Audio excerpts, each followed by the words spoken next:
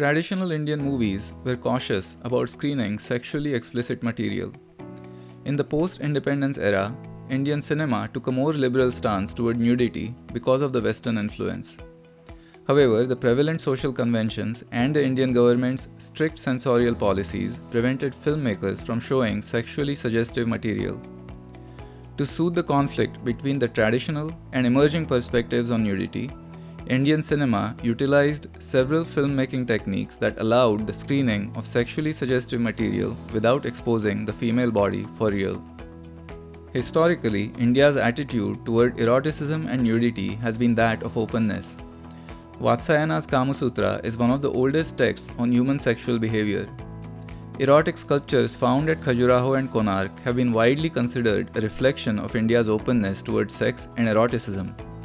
It is believed that the Muslim conquest from the 11th to 17th century and the enforcement of Islamic customs such as parda or the covering up of women was responsible for influencing India's openness towards sexuality. Later, due to the British colonization, the Indians were introduced to Victorian ideals. The growing influence of the Victorian moral code and puritanical Brahminical norms brought Indian cinema under increasing criticism for screening sexually suggestive and obscene material. The Indian government's strict censorial policies played an equally important role in influencing the treatment of sexually suggestive themes in Indian cinema. Censorship is practiced under the Cinematograph Act, which was first established in 1918 when India was still under British rule and modified in 1952 after India gained independence from Britain. The Cinematograph Act assumed that the combination of sound and vision led to a higher degree of retention and had the potential to instill negative social values in the viewers. Censorial policies became more stringent in the post-independence era. In 1949, the censor board rejected a Hindi film titled Matlabi because it was a stunt movie, and an English film, The Madonna's Secret, because it was a crime movie. With the emergence of India's youth culture in the 1960s, Indian cinema presented female stars in glamorous roles and rich and revealing clothes. The newly found Western liberalism was seen most dramatically in the picturization of film songs. Film songs, accompanied by sexually specific images and body gestures, presented the female body as a spectacle.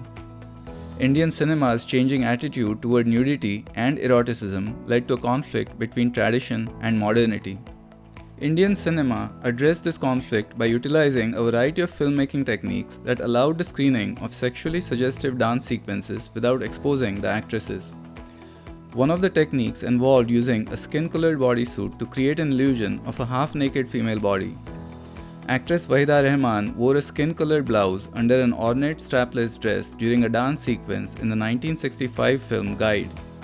Similarly, actress Helen wore a tight, skin-colored garment under a strapless leotard while performing a cabaret in Jewel Thief, released in 1967.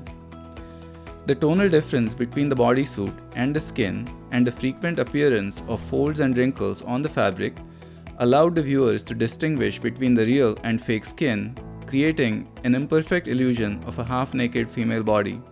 Such imperfections assured the viewers that they were looking at only a symbolic representation of a nude female body, and that the performance, although sexually charged, still conformed to the prevalent social opinions concerning nudity. A perfect illusion would have defeated the purpose of using a bodysuit by making the fake and real skin indistinguishable. The utilization of bodysuits allowed filmmakers to address conflicts between the dominant and emerging social norms by creating a mutually acceptable symbolic representation of a half-naked female body. The use of bodysuits in Indian cinema exemplifies how innovation often accommodates the dominant social values and soothes conflicts between established and emerging social norms.